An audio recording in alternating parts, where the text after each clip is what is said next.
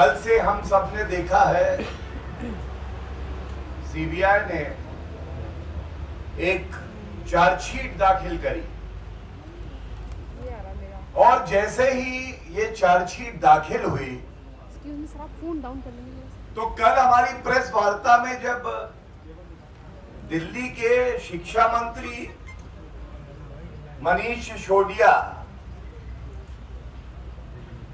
बब्बर और उनके गब्बर अरविंद केजरीवाल से प्रश्न पूछे तो अपने भ्रष्टाचार पर कोई प्रश्न का उत्तर देने के लिए वो बाहर नहीं आए थे। आज एक बड़ी छोटी सी प्रेस वार्ता करी जिसमें हर नागरिक ने देखा कि कट्टर बेईमान अरविंद केजरीवाल कहते हैं कोई और नहीं भारत में, अरविंद केजरीवाल कट्टर ईमानदार है। ये भारतीय राजनीति में पहले कभी नहीं हुआ कि जो किंगपिन हो, जिसके इशारे पे सारा भ्रष्टाचार दिल्ली में होता है, excise scam, classroom scam, DTC low floor buses scam, Satyendra Jain मंत्री पद से हटाए नहीं जाते हैं, हवाला रैकेट स्कैम। वो अपने आप को सर्टिफाई करता है कि मैं कट्टर ईमानदार हूं। अरविंद केजरीवाल जी, लगता है आपको राजनीतिक मोतियाबिंद हुआ है। जनता आपके बारे में क्या सोचती है वो आपको चुनाव के परिणाम आने पे पता चल जाएगा। लेकिन एक बात जरूर बताऊंगा, हम सबने सुना था ISI mark, Indian standards institute mark, ISI की गारंटी सुना है ना। अब KSI Kejriwal scamster institute guarantee दे रहा है खुद को। केजरीवाल हूं, आया हूं तो भ्रष्टाचार तो करूंगा 100%। और ये KSI की जो गारंटी है, केजरीवाल स्कैमस्टर इंस्टीट्यूट की गारंटी, तथ्यों पे बात करेंगे, विधिक बात करेंगे। संवैधानिक पद पर बैठा हुआ व्यक्ति खुद को आके सर्टिफिकेट दे दे कि मैं ईमानदार हूं, जब पूरा देश कह रहा है कि कट्टर बेईमान कोई है तो वो अरविंद केजरीवाल है। और मैं पुनः एक बात उठाऊंगा, मनीष सिसोदिया शिक्षा मंत्री है। कल हमने बताया था कैसे टॉयलेट में बच्चों को पढ़ाने का इंतजाम कर रहे थे, भ्रष्टाचार कर रहे थे। तो शिक्षा के क्षेत्र में घोटाला हो तो अरविंद केजरीवाल जी के लिए वो कोई बड़ी बात नहीं है। और अब मैं आता हूं उन तथ्यों पे जो हर नागरिक के समक्ष होने चाहिए और मीडिया से हम साझा करना चाहेंगे। केजरीवाल जी लूट खसोट, कमीशन, उगाही करने में आप इतने व्यस्त रहते हैं, भारत के कानून के बारे में पढ़ने का समय आपको नहीं मिलता है। सबसे पहले तो सबको यह पता होना चाहिए कि जो जांच एजेंसियां हैं, ये जांच एजेंसियां कांग्रेस की केंद्र में सरकार थी। और याद करिए, सर्वोच्च न्यायालय ने कहा कि इसको पिंजरे का तोता बना दिया गया है। जांच एजेंसियां स्वतंत्र है, निष्पक्ष है और वो भ्रष्टाचारियों पे जो उचित कार्रवाई होती है वो करती है। अरविंद केजरीवाल जी, आपको मैं ये जरूर बताना चाहूंगा, हमारे देश का कानून कहता है कि एक समय सीमा के अंदर ही चार्जशीट फाइल हो जाए, क्योंकि अगर चार्जशीट उस समय सीमा में नहीं फाइल होती है तो जो जेल की हिरासत में होते हैं उनको ऑटोमेटिक बेल मिलती है। ये कानून है देश का।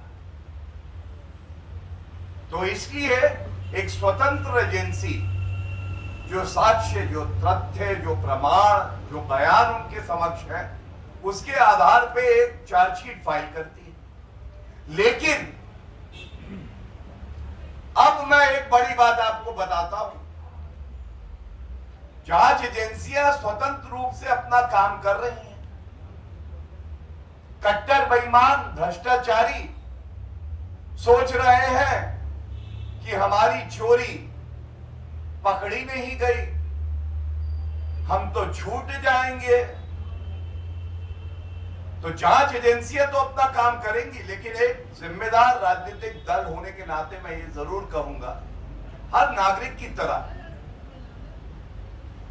हमें भी ये विश्वास है, अरविंद केजरीवाल जी, कोई भ्रष्टाचारी छूटेगा नहीं। सप्लीमेंट्री चार्जशीट का प्रावधान कानून में है। और अरविंद केजरीवाल जी अब कहेंगे सप्लीमेंट्री क्या होता है, सप्लीमेंट्री क्या होता है।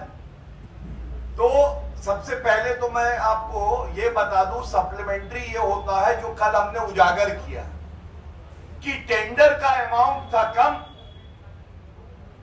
और उसके बाद इन्होंने सप्लीमेंट्री कई 100 करोड़ का काम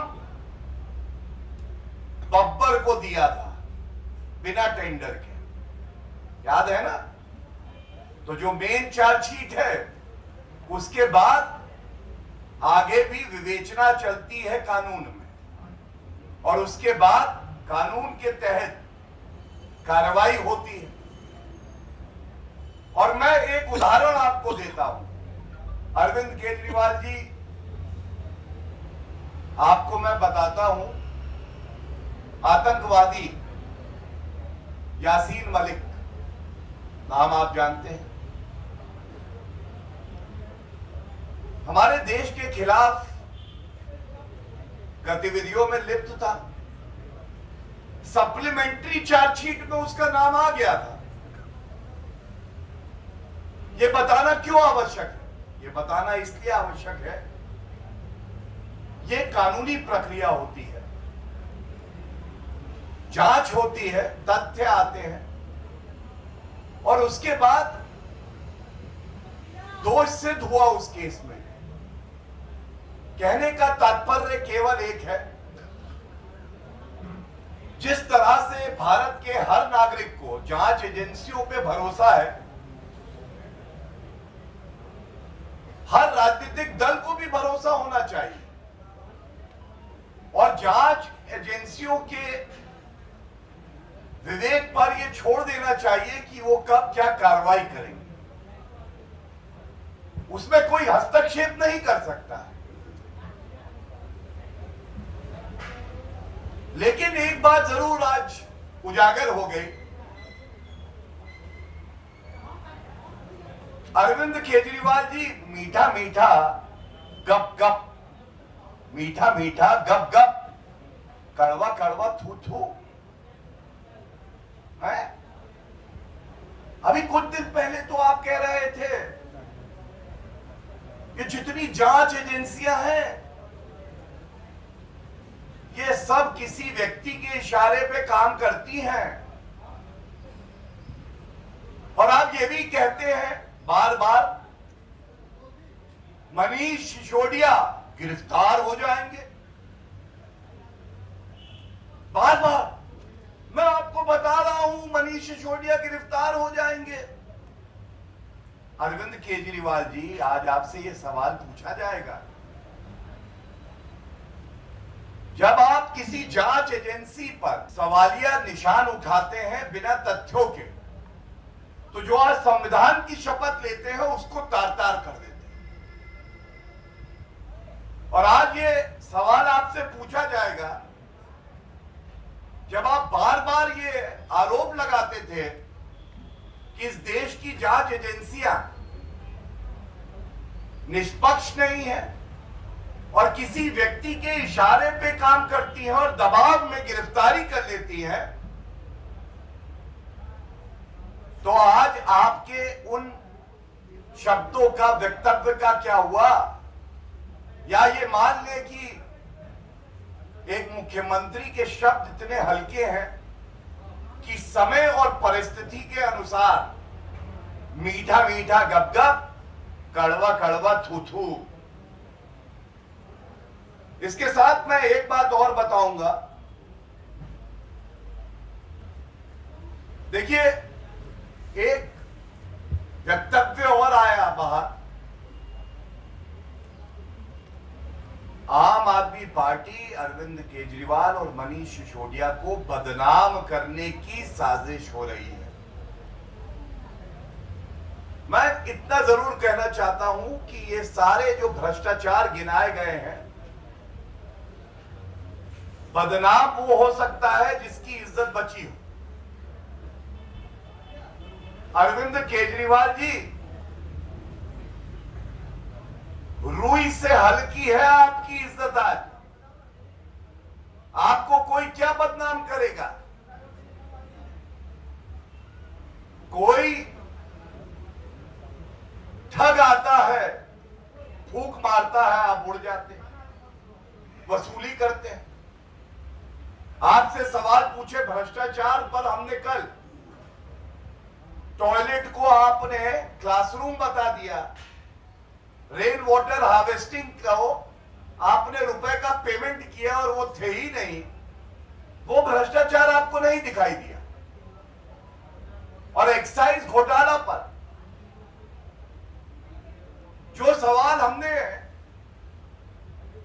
बड़ी तत्परता से बार बार पूछे, अगर एक्साइज पॉलिसी अच्छी थी तो वापस ली क्यों? 144 करोड़ रुपए अपने मित्रों का वापस क्यों किया? आपकी तिजोरी में कितने का काला धन वापस आया? हमने पूछा आपसे अरविंद केजरीवाल जी। आम आदमी पार्टी के नेताओं को ठेका दिया गया, मुख्यमंत्री आप हैं, आपने उस पर कोई उत्तर नहीं दिया। तो मैं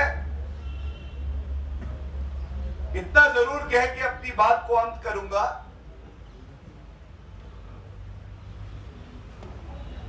भ्रष्टाचार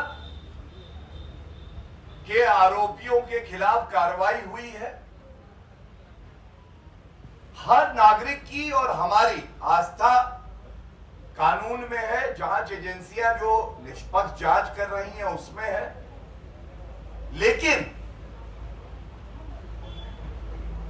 आप अपने आप को सेल्फ सर्टिफिकेशन करके जो सवाल जनता पूछ रही है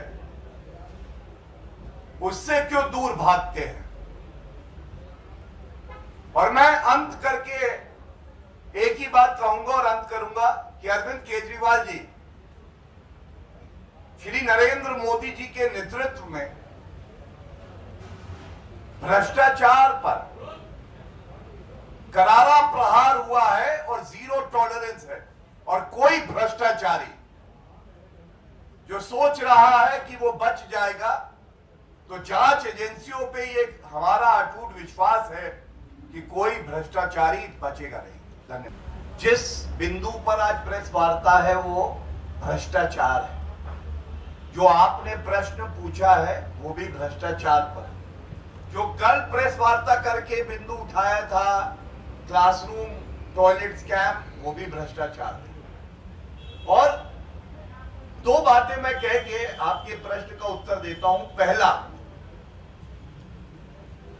ये कह देना कि कोई व्यक्ति कट्टर ईमानदार है, ये सेल्फ सर्टिफिकेशन मायने नहीं रखता है। मायने ये रखता है कि अभी 5 दिन पहले स्पेशल कोर्ट ने सतेंद्र जैन कट्टर बेईमान की जमानत याचिका को खारिज किया। और दूसरा, दिल्ली उच्च न्यायालय ने एक जजमेंट दिया था जिसमें उन्होंने कहा था कि एक भ्रष्ट आरोपी मंत्री अगर अपने पद पर बना रहता है तो मुख्यमंत्री दिल्ली को सोचने की आवश्यकता है कि यह संविधान संगत है या संविधान की मूल भावना के विपरीत है। और एक बात मैं और जोड़ दूं, बड़ी बेशर्मी से कल एक सार्वजनिक चर्चा में आम आदमी पार्टी के सांसद अपने ही समर्थकों को बैठाकर बड़ी निर्लज्जता से ये कहते हैं कि क्या ऐसे भ्रष्टाचारी सतेंद्र जैन को भारत रत्न नहीं मिलना चाहिए। The highest civilian award should be conferred upon an accused person like Satinder Jain, who has not been granted bail by the courts of the country and is behind bar for 5 months now. जो massage कराते हैं तो POCSO और rape के आरोपी से कराते हैं। इससे ज्यादा शर्मसार करने वाला तथ्य और वक्तव्य क्या हो सकता है?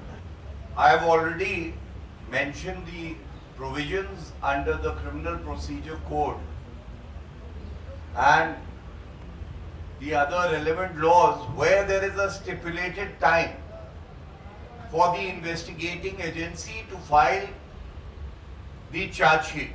That does not preclude the investigating agency from continuing with the investigation and file a supplementary charge sheet, number 1. 2, if the charge sheet is not filed within the stipulated time, the accused persons who've been arrested are entitled to automatic bail under the law of the country. And thus, I would only say, as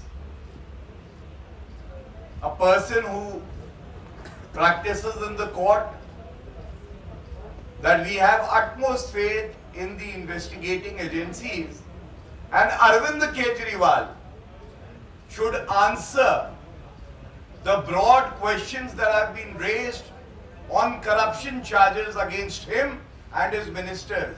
And one more warning to the most corrupt Chief Minister Arvind Kejriwal, that not a single corrupt person will be spared by the investigating agencies of the country.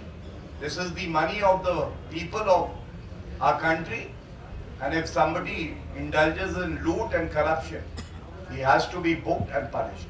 मेरा प्रश्न यह है कि उत्तर प्रदेश के मुख्यमंत्री योगी आदित्यनाथ के एक tweet पर दिल्ली के मुख्यमंत्री अरविंद केजरीवाल ने प्रतिक्रिया व्यक्त की है, जिसमें उन्होंने कहा है कि आप भ्रष्टाचार की बात करें तो अगर भ्रष्टाचार के चाहिए, गाली गलौज चाहिए, गुंडागर्दी चाहिए, गंदी राजनीति चाहिए तो इनको वोट दे देना, लेकिन अगर आपको स्कूल, अस्पताल, बिजली, पानी, सड़क चाहिए तो मुझे वोट देना। जो योगी आदित्यनाथ का उन्होंने बयान जो उन्होंने कोट किया है, उन्होंने कहा था कि ये जो आम आदमी पार्टी का नमूना आया है ना, ये दिल्ली से, ये तो आतंकवाद का सच्चा हितैषी है। सर क्या कहेंगे? मैं इतना ही कहूंगा कि ये भ्रष्टाचारी कट्टर बेईमान अरविंद केजरीवाल उत्तर प्रदेश के विधानसभा चुनाव में गए थे। जनता ने इनका भ्रष्टाचारी चरित्र समझ लिया, जमानतें जब्त हो गई, और अगर तब भी नहीं सीखे तो एक फर्क अरविंद केजरीवाल जी, आप जहां भी छुपे हों, आपको बता दूं, आदरणीय योगी आदित्यनाथ जी का मॉडल ये है कि जो गुंडे हैं, जो भ्रष्टाचारी हैं, उनकी करोड़ों की संपत्ति कुर्क की जाती है। योगी आदित्यनाथ जी का नाम सुन के वो थर-थर कांपते हैं। और जो ठग और भ्रष्टाचारी हैं, वो अरविंद केजरीवाल और उनके मंत्रियों के साथ मंत्री के कक्ष में बैठ के चाय पीते हैं, जफ्तियां और पपियां लेते हैं, देते हैं, और उसके बाद तय करते हैं कि ये ठेका कितने में दिया जाएगा और इसका स्वरूप क्या होगा। तो ये फर्क है अरविंद केजरीवाल जी।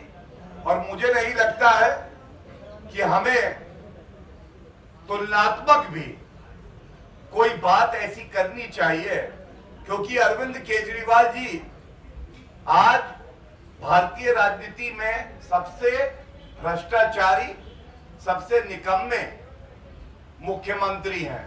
और जो साल में 2 घंटे काम नहीं करते जनता के लिए, केवल लूट खसोट करते हैं, वो हमारे देश के आदरणीय प्रधानमंत्री जी पे टिप्पणी करें, तो मैं समझता हूं ये अपने आप में आपत्तिजनक है। देखिए, ऐसा है, यहां से प्रेस वार्ता खत्म होने आ रही है, आप कृपया करके वहां जाइए। और मैंने बताया ना कि टेंडर में कैसे वसूली करनी है, कैसे किकबैक आना है, हवाला के चैनल से घुमा के अरविंद केजरीवाल की तिजोरी में कैसे पहुंचना है, इससे फुर्सत मिले तो वो कानून पढ़े, संविधान पढ़े और अपनी चुप्पी वो हमारे सवालों पे तोड़ेंगे नहीं। केवल इस तरह की बातें करते हैं, वो अपना मखौल उड़ाते हैं, उन्हें कोई गंभीरता से नहीं लेता। I would only say one thing very proudly. First, as a citizen of the country, that history will be created in Gujarat by the Bharatiya Janata Party, securing more than 2/3 of the seats there on the development model, Gujarat model. And the second thing I would proudly say as a devout Hindu as well, these are the very people who had earlier said भगवान राम काल्पनिक हैं। ये वही कांग्रेस है जो कहती है हिंदू बच्चे मंदिर में लड़कियां छेड़ने जाते हैं, जो कहते हैं कि भगवत गीता में जिहाद की बात की जा रही है, और दूसरी तरफ भारतीय जनता पार्टी की अटूट मजबूत विचारधारा है, जिसने हर मैनिफेस्टो में कहा था कि भव्य राम मंदिर अयोध्या में बनेगा। तब ये मजाक करते थे, मंदिर वहीं बनाएंगे, तारीख नहीं बताएंगे। अब हम कहते हैं मंदिर वहीं बनाएंगे, तारीख भी बताएंगे, तुमको भी बुलाएंगे। लेकिन इन लोगों में इतनी हिम्मत भी नहीं है कि वहां जा सकें, क्योंकि देश की जनता इनका चुनावी हिंदू होना, ढोंगी हिंदू होना देख चुकी है।